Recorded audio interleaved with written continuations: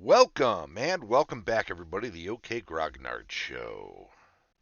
Today is Monday, November 21st, 2022, 10 a.m. Central in beautiful Lake Geneva, Wisconsin.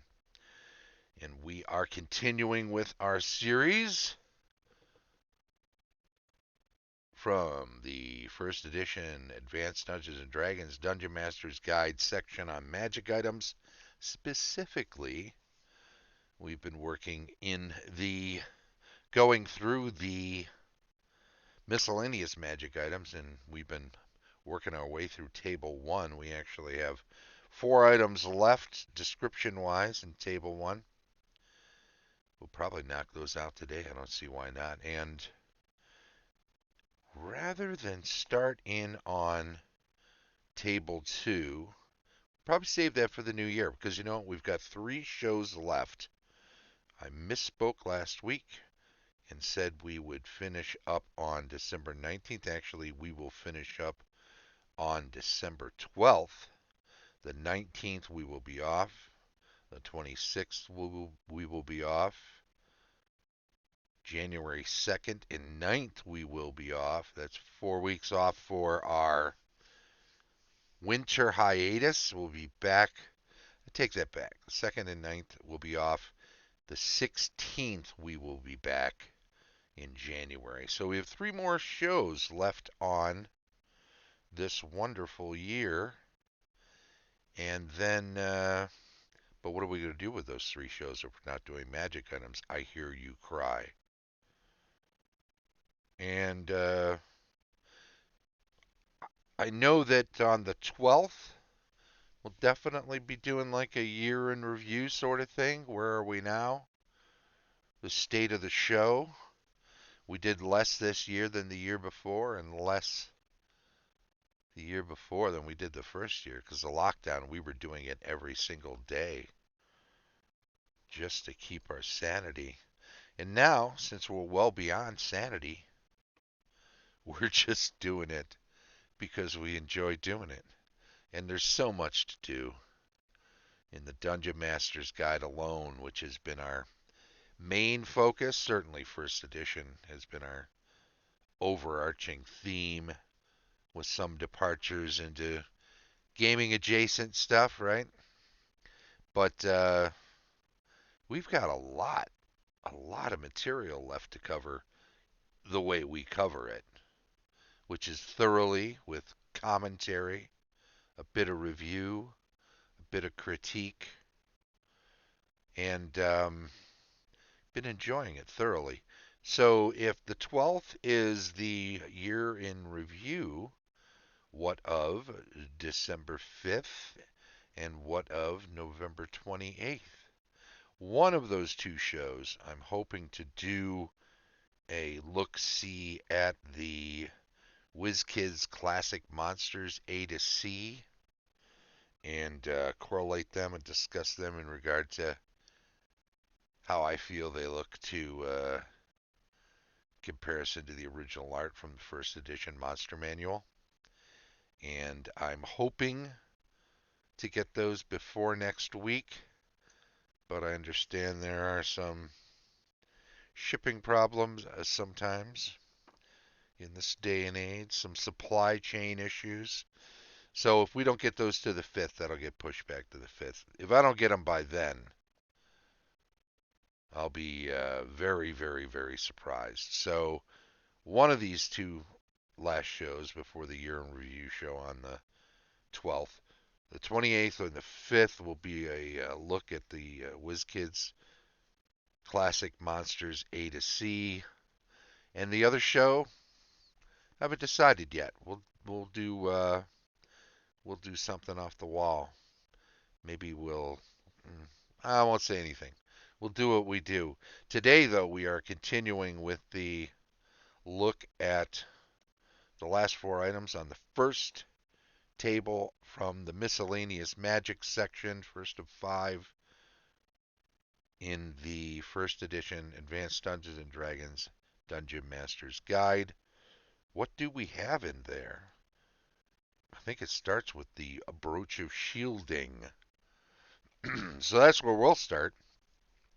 The brooch of shielding appears to be a piece of silver or gold jewelry, usually 90%, usually 90%, without gems inset, which is meant to fasten a cloak or cape.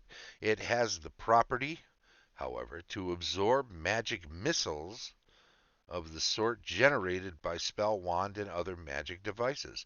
A brooch can absorb up to 101 hit points of magic missile damage before it melts and becomes useless. Its use can normally be determined only by means of a detect magic spell and then experimentation. Hey, Wiz, shoot me with your magic missiles. I want to see if this brooch does anything for me. Sure, all of them. Go ahead. I know you're 15th level, but don't just shoot one at me. You gotta target something, and I'd hate for you to destroy this room. So, interesting to me always that this was a less assuming item, less ostentatious than a lot of others. It is silver or gold, which, in and of itself is remarkable to some degree in certain settings where things are very low key and gritty. But a silver brooch, does that really stand out? Now, the 10% with gems inset might draw the attention, but and the gold one more so than the silver one would certainly be attractive to thieves. But just a plain silver brooch. And it says it melts. Well, it doesn't say it's destroyed. So let us not forget that you can have it reformed to look as it did before if you can get a craftsman who's familiar enough with it and how it looks. So be sure to stop by a shop and have them duplicate the one you already have so you have a pattern for when you want the melted one remade. It doesn't mean it could be re-imbued with magic, but it's not impossible. Nice little item. Very specific. Now we got two brooms. The first one is the Broom of Animated Attack. Once again, this is where one hand giveth and one taketh away, right? We're going to get a good broom, which is actually after this one. It's alphabetical. And now we have a bad broom, which resembles. So, here you go. Broom of Animated Attack. Indistinguishable from a normal broom, except by means of detection of its magic. And completely identical to a Broom of Flying. Oh, by all tests short of attempted use. The Broom of Animated Attack is a very nasty item. If a command word, fly, soar, etc., is spoken, the broom will do a loop-the-loop with its hopeful rider, dumping him or her on his or her head, that's kind, from 6 to 9 feet off the ground. The broom will then attack the stunned victim. Now, remember, you fall 10 feet in first edition, it's a d6 of damage. So 6 to 9 feet is kind of saying, well, you're not going to take damage from the fall. Anyway, I'll continue. The broom will then attack the stunned victim, swatting the face with the straw twig end to blind and beating with the bald-headed end the handle. Each such attack takes place twice per round, the broom attacking as if it were a 4-hit die monster. The straw end will cause blindness for 1 round if it hits. The other end will causing 1 to 3 hit points of damage when it hits. The broom is armor class 7 and takes 18 hit points to destroy. So you've got yourself a little battle there. If that happens out on the street, you're going to be looking like a fool. And why does it look like the Broom of Flying? Well, that's just to mess with players, as always, right? Part of part of what was happening in the late 70s was Gary had been running games for half a decade for large groups of people that were getting all too clever and seeing through many of his tricks. So he built a lot of tricks into the game so that DMs could have some fun without just what I rolled, without taking all the heat, I suppose, right? The Broom of Flying. This magical broom is able to fly through the air at up to 30 feet, 30 inches, that's 300 feet, movement speed. The broom, that's 2.5 times as fast as a normal human speed, just on the ground, right? Anyway, the broom can carry 182 pounds at this rate, but every 14 additional pounds slows movement by 1 inch, 10 feet. The device can climb or dive at about 30 degrees. A command word must be used, the word to be determined by you as desired, you the DM. The broom will travel alone to any destination named.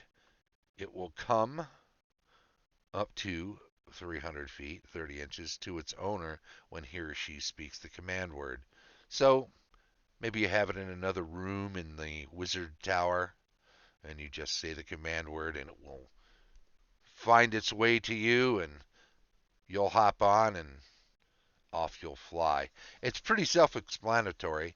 Um, I guess we've all seen the classic trope of a Halloween witch, I will call them, riding a broom.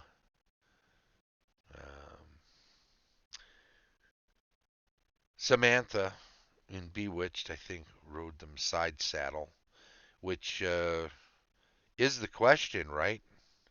How comfortable is this broom? Can it be fitted with a seat? Can we Harry Potter it? In any event, Potter my ride. I think that's the phrase the kids are using. In any event, pretty straight up, I think it would be pretty uncomfortable, but having that extra speed would be incredibly useful. The last item on the first table, we'll knock this out right now. Bucknards Everfull Purse, appearing as nothing more than a leather pouch or small bag. This magical poke is most useful to its owner. For each morning, it will duplicate certain coins, and possibly gems as well. When found, the purse will be full of coins. If totally emptied and left so for more than a few minutes, the magic of the purse is lost. But if one of each type of coin is placed within the bag, the next morning, 26 of each applicable type will be found inside a Bucknard's Everfull purse.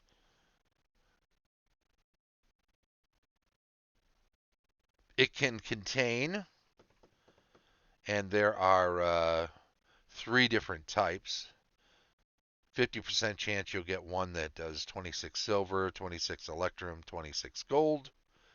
51 to 90%, 26 copper, 26 electrum, 26 platinum. And 91 to 100, 26 copper, 26 electrum, but 26 gems. So, the lowest of the low doesn't have copper but has silver instead, and then electrum and gold. They all have electrum. The next 2 have copper but progress higher on the high end, 26 platinum and 26 gems. Note the gems are base 10 gold piece gems, which may increase to a maximum of 100 gold piece only. So, as a 10 gold piece gem, it's worth a copper, or rather a platinum, right? If you're using a 10 to 1 platinum to rather gold to platinum exchange rate. In my own campaigns, I don't use Electrum.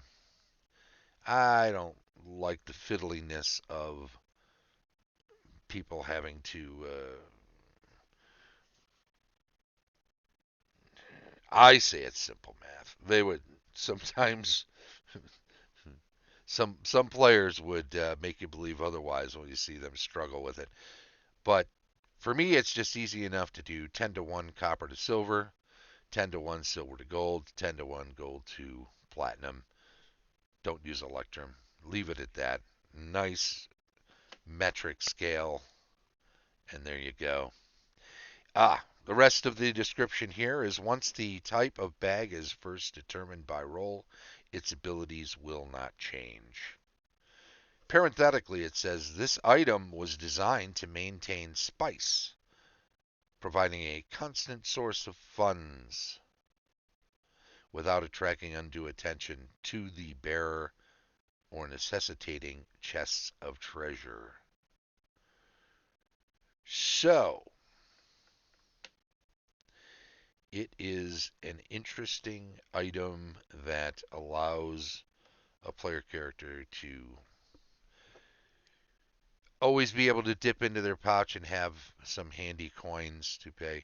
I actually have a general agreement with my players that they always have some spending money.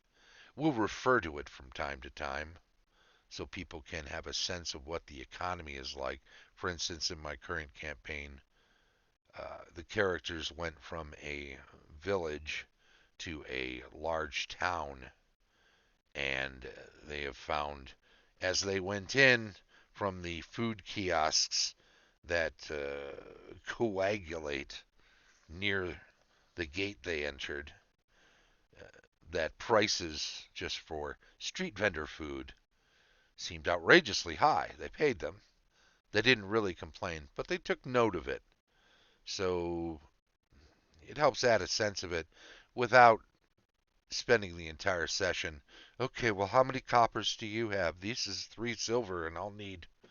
We don't need to spend a lot of table time dealing with that sort of thing when we have a couple of games a month for 3 hours, maybe a little less sometimes, a little more sometimes. So we don't want to take up our precious time doing that. I noted our 2023 schedule. Yeah, I'm hopeful. Campaigns sometimes crash and burn, but I've got it set up, and you know, there's not a lot of hours when you're only playing twice a month, and you're definitely taking off for in certain holiday weekends, that sort of thing. So we don't want to spend it counting coins. Anyway, that is the last item on the first table of 5 from miscellaneous magic items in the magic session of the first edition Dungeon Master's Guide from Advanced Dungeons and Dragons. I just want to say thanks to everybody. Sarah, wait, so Bucknards purse just generates XP for you? No, that's not treasure.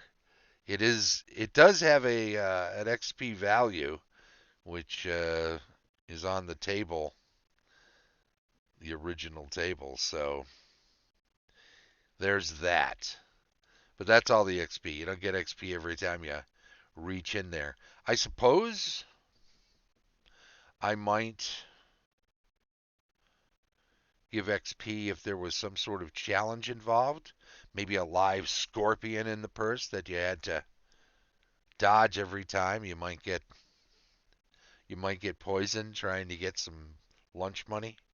But I'm not sure how much fun that would be to have to do that 3 or 4 times every game session. So we'll just say it's a good way to have a little spend in cash. And let's also say thank you, everybody. We've got 3 shows left in the year, and we'll make the most of them.